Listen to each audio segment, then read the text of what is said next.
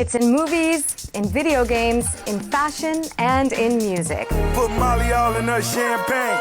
She ain't even know it. I took her home and I enjoyed that. She ain't even know it. Rape culture is all around us. But what is it? Rape culture is the normalization of sexual violence against women.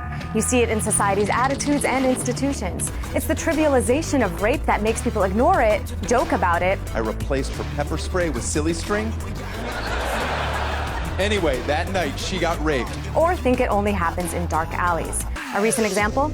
In response to rape charges brought against him, singer CeeLo Green tweeted, "Women who have really been raped, remember," then deleted it. Actually, CeeLo, raping someone while they're unconscious is still rape, as is any sex without consent. And unfortunately, it's far more common than you might think. Stop fighting it, just give in to it. I don't know why I'm quoting a rapist. In the United States, nearly 1 in 5 women have reported being raped at some time in their lives. But the consequences of rape culture are probably worse than we know. Only 40% of rapes even get reported. Only 10% ever lead to an arrest. And out of every 100 rapes, only 3 rapists will ever spend a single day in prison. That leniency is a big part of rape culture. Across U.S. college campuses, the story isn't too different.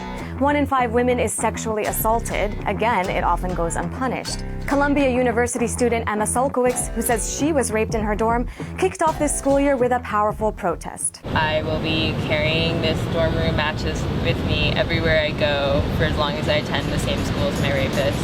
Campus sexual assault is so rampant that the White House has even assembled a task force to deal with it. But that's not all the government has on its hands. Sexual assault in the military is even more widespread. 1 in 3 women is assaulted by a fellow service member, and 62% of women who reported their assaults suffered retaliations. Victim blaming is a big part of rape culture. That means faulting the girl for what she wore, what she drank, and how she acted, instead of blaming the actual rapist. In 2012 in Steubenville, Ohio, 2 high school football players raped a 16-year-old girl who had passed out after drinking too much. But in this tight-knit town that loves its football, it was the victim that received a lot of the blame, while the football players received sympathy. And though they were convicted and served jail time, one is already back on the team. What does that tell you? Rape culture means images of objectification and violence against women are so common, we're practically desensitized to them. So how can we build a culture of respect and consent instead?